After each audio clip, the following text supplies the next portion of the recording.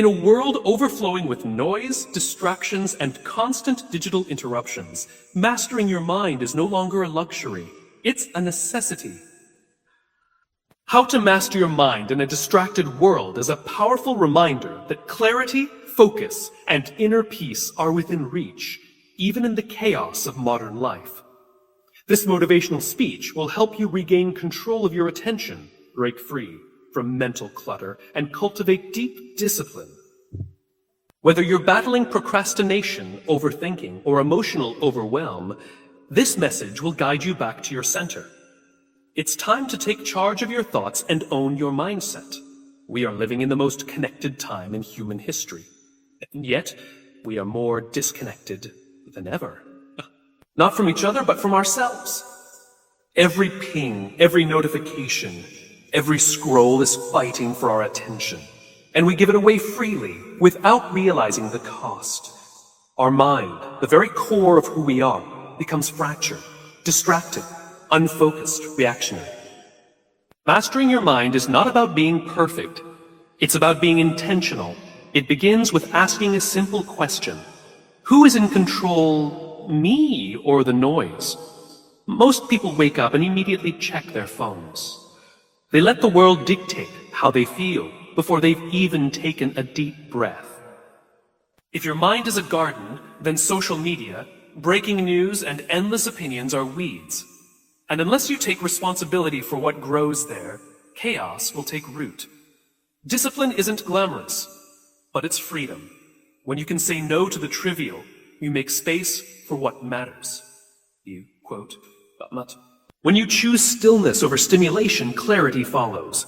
We think multitasking makes us productive, but it only makes us scattered. Focus is a superpower now, and like all powers, it must be trained. It's not about cutting off the world, it's about creating boundaries. It's about deciding what gets your attention instead of giving it away on demand. And the truth is, the more you know yourself, the less the noise can control you. Your mind will always be busy, but you can choose what it's busy with. Start with 5 minutes of silence each morning. Build focus like a muscle. Stop reacting and start responding. Learn to listen to your thoughts instead of drowning them. Awareness is the first step to mastering your mind in a distracted world. Without awareness, you operate on autopilot, responding to every beep, buzz, and scream, without realizing how deeply it shapes your thinking, mood, and energy. Most people don't even notice how addicted they are to distraction. They think they're just staying connected, staying informed, or multitasking efficiently. But in reality, they're surrendering their most valuable asset, attention, without a fight. And you can't fix what you're not aware of. That's why the very first and most powerful shift begins not with action, but with attention to your attention. The truth is, distraction isn't just a result of the world around you. It's a reflection of what's going on within. If your mind is cluttered, scattered, anxious, or restless, the world will always find a way to feed that chaos. But if you pause for even a moment and truly notice the pattern, everything starts to change. Awareness allows you to see how much control you've handed over, often without question. Without question. You begin to see how often you reach for your phone when you're bored, stressed, or uncertain. You notice how a single notification can shift your mood. You catch the moments where you check out of conversations, where your body is present, but your mind is elsewhere. This kind of self-awareness is not judgmental. It's observant. It says, let me see what's happening here, rather than I'm doing it wrong. And that subtle difference is everything. It creates space between stimulus and response. It gives you the power to choose how you engage with the world, instead of being constantly pulled and pushed by it. Practicing awareness is not about adding one more task to your to-do list. It's about slowing down enough to notice. Notice the tension in your shoulders when you're overwhelmed. Notice how quickly your attention shifts when you're trying to focus. Notice how your emotions change depending on what you consume online or offline. The more you notice, the more choice you gain, and the more choice you have, the less control the outside world has over you. This awareness can start with something as simple as asking yourself throughout the day, where is my attention right now? That one question can pull you out of distraction and into the present moment. Over time, you'll begin to sense when your mind is scattered, when your energy is leaking, when your thoughts are spiraling, and you'll be able to redirect, not perfectly, but intentionally. Awareness is the anchor that keeps you from drifting. It's not about becoming someone new. It's about remembering who you are beneath the noise. You already have the ability to focus, to think clearly, to be present. Distraction only clouds it. Awareness clears the fog and brings you back to yourself. That's where the journey begins. Your mind is a garden, and everything you allow into it, every thought, every word, every image, plants a seed. Some seeds grow into strength, clarity, peace, and purpose. Others grow into anxiety, anger, insecurity, and confusion. The difference lies in what you choose to water. If you don't intentionally tend to your mental garden, weeds will grow on their own, and they will grow fast. Every moment you scroll through negativity, compare yourself to others, or absorb opinions that don't align with your values, you're planting weeds. These are not harmless distractions. They grow quietly, slowly wrapping around your thinking, influencing how you see the world and how you see yourself. You begin to feel restless, uncertain, emotionally drained. But you can't quite trace where it started.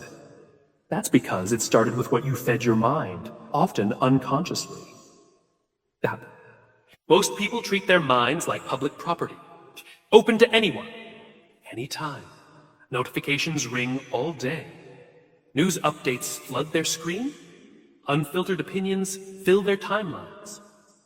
And without realizing it, they start to believe those voices more than their own. They allow the loudest voice to shape their beliefs and drown out their instincts. But a healthy garden is never left unprotected. It is guarded, nurtured, and treated with care. You cannot control everything the world throws at you, but you can control what you let in. And what you let in will either nourish your strength or deplete it. You have to start choosing your inputs with the same care you choose your food. If junk goes in, junk will grow. If peace goes in, peace will grow. Being intentional about what you consume isn't about avoiding the world. It's about choosing which parts of it are worth your energy. Read things that challenge you, but also build you. Watch content that inspires you rather than drains you. Speak to people who uplift, not just those who agree. You are the gatekeeper of your own garden, and every choice matters. This doesn't mean you'll never face doubt or distractions again. Even the best gardens face storms. But with strong roots and clear intention, your mind can recover, adapt, and continue growing. It becomes easier to recognize when negativity tries to creep in, and you'll learn to remove it before it takes over. You'll become more selective, not out of fear, but out of respect for your own peace. Your thoughts shape your direction. Your mindset shapes your reality. And just like any garden, beauty doesn't happen by accident. It's cultivated, tended, protected. The moment you begin to treat your mind as something sacred, something worthy of attention and care, is the moment everything begins to shift. A focused mind, a clear mind, a strong mind. It doesn't grow in chaos. It grows in intention. And it starts with what you plant. Discipline creates freedom. Discipline creates freedom. It may sound like a contradiction, but it's one of the deepest truths about personal growth and mental mastery. In a world that constantly promotes instant gratification, convenience, and ease, the idea of discipline can feel restrictive. Lows? But what seems like restriction in the short term actually becomes liberation in the long term. When you practice discipline, you're not chaining yourself. You're setting yourself free. Without discipline, your life is ruled by impulse. You do what feels good in the moment, even if it takes you further from what truly matters. You say yes to distractions, give in to procrastination, and avoid the discomfort that comes with growth. Over time, this lack of structure doesn't make life easier. It makes it harder. It makes it harder. You lose control over your time, your habits, and eventually, your mind. And in that loss of control, you start feeling overwhelmed, unfocused, and stuck. Discipline is not about punishment or perfection. It's about choosing what matters most over what feels good right now. It's about aligning your actions with your values, even when it's difficult. It's the quiet, consistent commitment to doing what you said you'd do, especially when motivation disappears. And it always disappears. Freedom isn't doing whatever you want, whenever you want. True freedom is having the clarity and control to direct your life with intention. It's the power to say no to what doesn't serve you, so you can say yes to what does. When you build the discipline to wake up early, to stay focused, to resist distractions, to say no to the easy way out, you build trust with yourself. And that trust is freedom. With discipline, you create space in your day, not just noise. You stop chasing every impulse and start moving with purpose. For itself, you become more productive, not because you're working more, but because you're wasting less. You start experiencing peace because your habits are no longer chaotic. You realize that every disciplined choice, every workout, every moment of focused work, every time you keep a promise to yourself, becomes a brick in the foundation of your future. The beauty of discipline is that it builds momentum. What feels hard at first eventually becomes who you are. The effort to stay focused becomes natural. The choice to say no becomes empowering. And what once looked like sacrifice begins to feel like alignment. Most people wait for motivation to act. But the disciplined person understands that action comes first, and motivation follows. They show up when it's boring, when it's hard, when it's inconvenient. And over time, they gain something far more valuable than temporary comfort. They gain self-respect, confidence, and freedom. You can't control everything in life, but you can control your habits. You can control your choices. And when you do that consistently, discipline becomes the key that unlocks the life you've been chasing. Not by force, but by design. Silence unlocks answers. In a world that never stops talking, where opinions, updates, and alerts bombard us by the second, silence has become rare, almost uncomfortable. We fill every gap with noise, every pause with a scroll, and every quiet moment with distraction. The most powerful insights often come not in the noise, but in the stillness. When you turn down the volume of the world, you begin to hear yourself clearly. Silence isn't just the absence of sound, it's the presence of awareness. It's the space where your thoughts can settle, your emotions can rise to the surface, and your true voice can speak. Most people are afraid of silence because they don't know what they'll find when there's nothing left to distract them. But that's exactly where growth begins. Silence reveals what noise tries to cover up. We're conditioned to believe that solutions come from doing more, searching more, talking more, trying more. But often the more we do, the more overwhelmed we become. In silence, you don't add anything, you strip things away. You allow yourself to sit with the problem, not run from it. And in that stillness, clarity often appears without force. Answers emerge not because you chase them, but because you create the space for them to show up. In silence, you meet yourself. Begin to notice your thoughts. Not just hear them, but understand them. You catch the stories you've been telling yourself, the patterns you've been repeating, the fears that have gone unspoken. This self-awareness is powerful, not because it changes everything at once, but because it gives you the truth. And once you have the truth, you can move forward with direction instead of confusion. Silence also strengthens focus. When you practice sitting in quiet, even for a few minutes a day, you train your mind to be still, to listen. to reset. It becomes easier to resist distractions because you've learned to be present without stimulation. You no longer need noise to fill the void. You become more grounded, more aware, and more intentional. Some of the most important decisions you will ever make will come to you in moments of silence. Not because the world told you what to do, but because you finally gave yourself permission to listen. Whether it's 5 minutes in the morning or a quiet walk without your phone, these moments become powerful acts of alignment. Silence is not weakness. It's wisdom. It's a tool used by the strong, the grounded, the self-aware. It teaches you to respond instead of react, to observe instead of absorb, and to create instead of consume. The world will keep shouting. It will keep pulling. But when you learn to value silence, you stop being controlled by the noise. You begin to lead your life from the inside out. Tanad. You begin to access the answers that were always within you, waiting patiently beneath the surface for a moment of quiet. Focus is a superpower in a world that thrives on distraction. Everywhere you look, something is trying to steal your attention. Notifications, breaking news, endless scrolling, constant demands. It's not just noise, it's a system designed to keep you unfocused.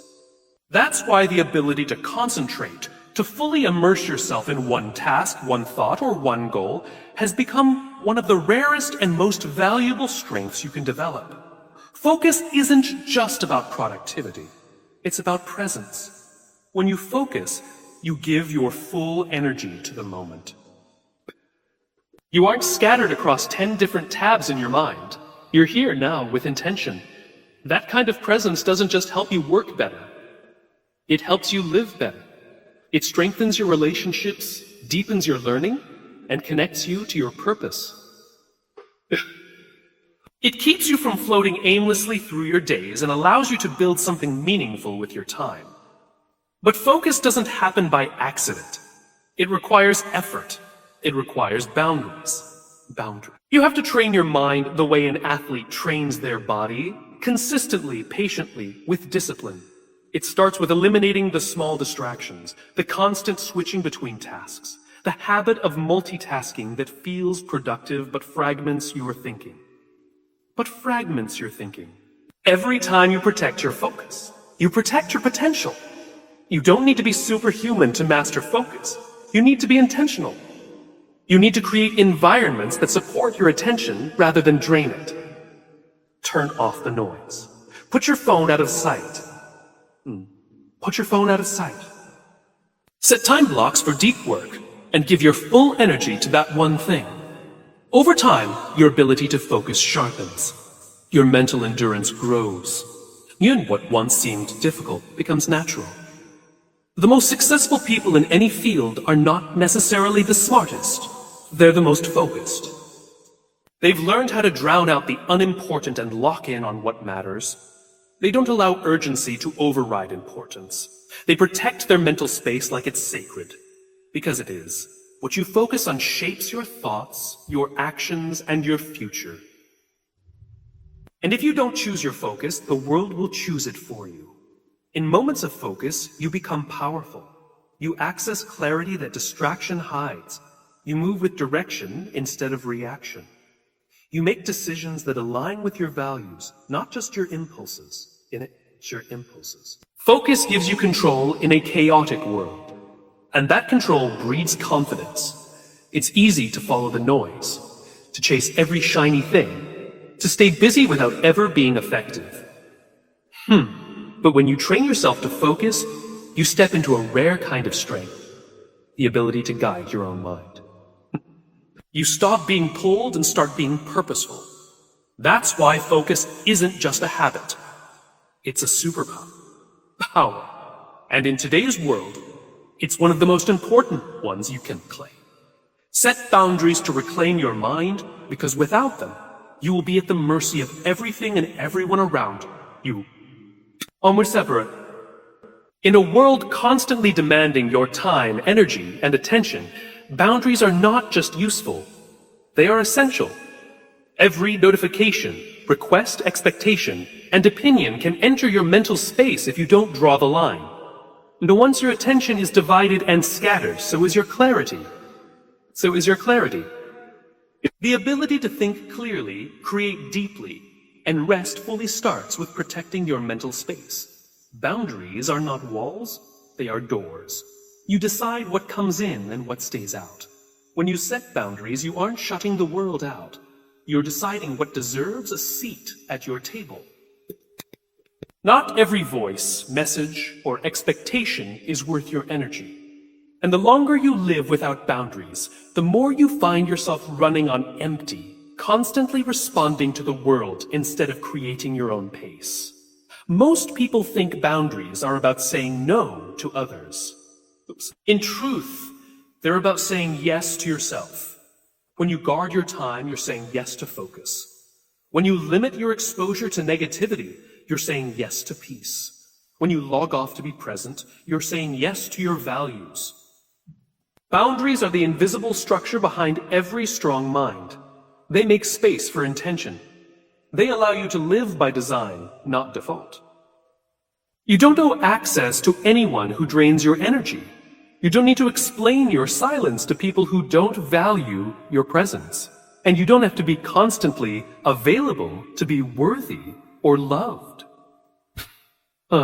Boundaries teach the world how to treat you, but more importantly, they teach you how to treat yourself. They are a sign of self-respect, not selfishness. Reclaiming your mind starts with small, powerful decisions. Stop checking your phone the moment you wake up. Block off quiet time every day where no one can reach you. Decline meetings or conversations that serve no purpose. Limit your exposure to content that triggers stress or comparison. These aren't big changes. They're small shifts that create a massive difference in how you feel, think, and operate. Boundaries also protect your energy from emotional noise. Not every argument is yours to join. Not every opinion is yours to absorb. And not every crisis is yours to solve.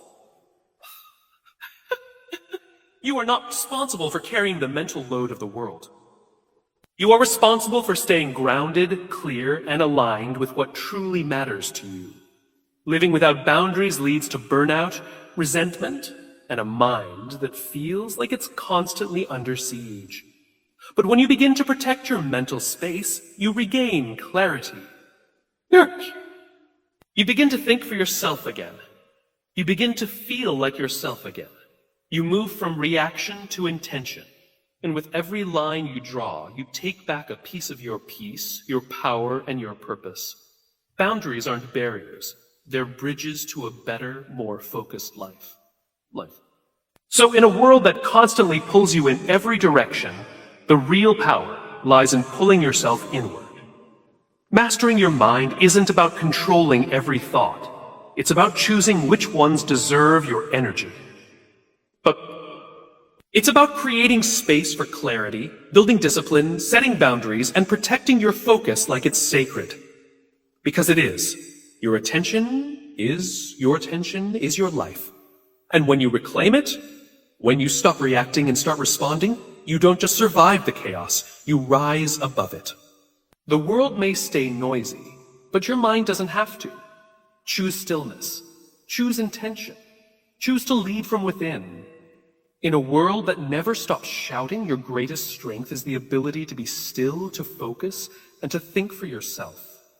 Mastering your mind means no longer being ruled by distractions, but guided by purpose.